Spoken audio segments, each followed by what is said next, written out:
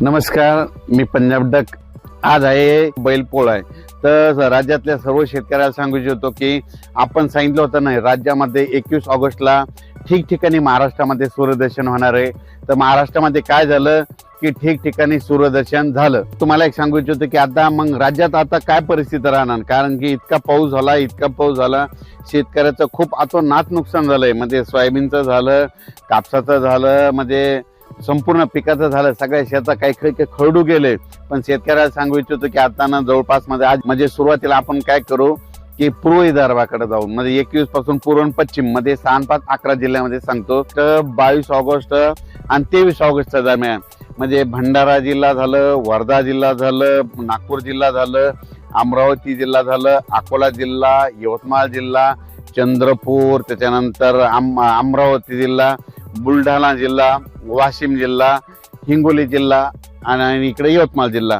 तर ह्या पट्ट्यातल्या शेतकऱ्याला सांगू इच्छितो की आणखी दुपारपर्यंत म्हणजे दुपारी 2-2:30 पर्यंत थोडं सूर्यदर्शन 3 दिवस होईल। पण काय होईल माहिती आहे का, दुपारी 3-4च्या नंतर पुन्हा रात्रीच्याला काय होईल, तुमच्या इकडे आणखीन 3 दिवस थोडं पावसाचं वातावरण आहे। खूप काही मोठं नाही, पण तुमच्याकडे 3 दिवस आणखीन विदर्भामध्ये 6, 5, 11 जिल्ह्यामध्ये हा पाऊस पडणार आहे।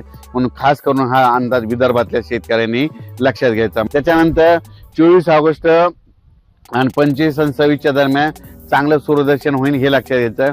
पण तुम्हाला एक सांगू इच्छितो की तुमच्या म्हणजे पूर्व विदर्भामध्ये, पूर्व पश्चिम मध्ये 6, 5, 11 जिल्ह्यामध्ये असा खूप काय असा पाऊस एकदम उघाड देणार नाही। म्हणून तुम्ही काय करायचं, जशी वेळ भेटल तसं शेतीचे काम करून घ्या। कारण की काय होणार आहे, 25 तारखेला लगेच 25 तारखेला काय होणार आहे, 25 ऑगस्टला लगेच पाऊस आला तुमच्या इकडे थोडी सुरुवात होणार आहे। 26ला ते पाऊस काय होणार आहे, त्याच्यानंतर म्हणजे अमरावती, अकोला, वर्धा, नागपूर, भंडारा, गोंदिया, चंद्रपूर, यवतमाळ, वाशिमकडे लगेच 26 तारखेला येणार आहे। म्हणजे बुलढाण्यापर्यंत ते 26 तारखेला येणार आहे। आणि 27 तारखेला परत तो पाऊस काय होणार आहे, मराठवाड्याकडे येणार आहे। म्हणजे 26-27ला मराठवाड्याकडे येणार आहे, 26-27 त्याच्यानंतर ते पुढे सारखं नाही। म्हणून विदर्भातल्या शेतकऱ्याला सांगू इच्छितो की खास करून तुमच्याकडं म्हणजे लय काय असं खूप मोठं असं सूर्यदर्शन नाही। तुम्ही काय करा, जशी दुपारपर्यंत वेळ भेटत असेल तर साचलेल्या ठिकाणी खताचं नियोजन करा, म्हणजे फवारण्यात देखील करू शकता। म्हणून हे अंदाज लक्षात यायचा। त्याच्यानंतर आता खास करून मराठवाड्याकडे सांगायचं झालं तर मराठवाड्यामध्ये हिंगोली जिल्हा, त्याच्यानंतर नांदेड जिल्हा, लातूर जिल्हा, बीड जिल्हा, परभणी जिल्हा, जालना जिल्हा, संभाजीनगर, धाराशिव। तर या सर्व शेतकऱ्याला सांगू इच्छितो की तुम्ही काय करा, आजपासूनच म्हणजे आपल्या मराठवाड्याकडे दुपारपर्यंत सूर्यदर्शन होणार आहे मराठवाड्यात। पण दुपारी म्हणजे बैलाची पूजा करत असताना काही ठिकाणी पाऊस येणार आहे। म्हणून हा अंदाज लक्षात घ्यायचा। म्हणजे मराठवाड्यातल्या ह्या जिल्ह्यामध्ये म्हणजे एकदम पाऊस आज उघडणार नाही, म्हणून हे अंदाज लक्षात घ्यायचा। म्हणजे मराठवाड्यातल्या जिल्ह्यामध्ये 23 तारखेपासून 23, 24 आणि 25, 26 तारखेपर्यंत 4 दिवस चांगलं सूर्यदर्शन होणार आहे। पण आता मात्र 22 नंतर दुपारपर्यंत सूर्यदर्शन राहील। पण त्याच्यानंतर काय होणार आहे की दुपारनंतर थोडा सरी येणार आहेत, म्हणून हे अंदाज लक्षात घ्यायचा। वारं देखील सुटणार आहे, म्हणून हे लक्षात घ्यायचं। त्याच्यानंतर मराठवाड्याकडे मग चांगला पाऊस कधी येईल, म्हणजे 26 ऑगस्ट, 27 ऑगस्ट, 28 ऑगस्टच्या दरम्यान परत पावसाचं वातावरण होणार आहे। म्हणून हे मराठवाड्यातले अंदाज लक्षात घ्यायचा।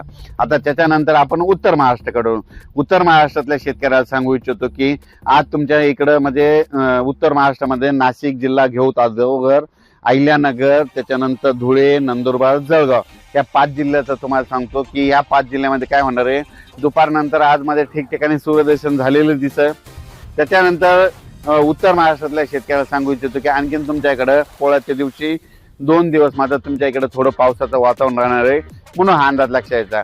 23 ऑगस्ट पासून 23 ऑगस्ट, 24 ऑगस्ट, 25 आणि 26च्या दरम्यान तुमच्या नाशिक जिल्ह्यामध्ये अहिल्यानगर, त्याच्यानंतर जळगाव, धुळे, नंदुरबार या जिल्ह्यामध्ये चांगलं सूर्यदर्शन होईल।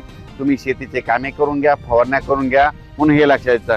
मग तुम्हाला परत पाऊस कधी येणार आहे, परत काय होणार आहे, 27 आणि 28 ऑगस्टच्या 2 दिवस तुमच्याकडे पावसाचं वातावरण तयार होणार आहे। म्हणून हे अंदाज लक्षात यायचा। त्याच्यानंतर आपण काय करू, पश्चिम महाराष्ट्राकडे।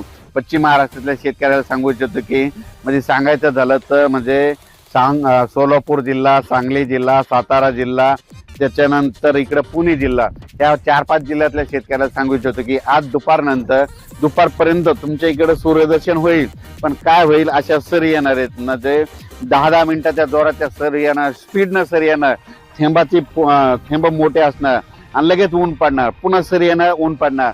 ऊन पावसाचा खेळ तुमच्या इकडे असा राहणार आहे. 22 ला पोळ्याचे 2 दिवस तुमच्या इकडे पश्चिम महाराष्ट्र,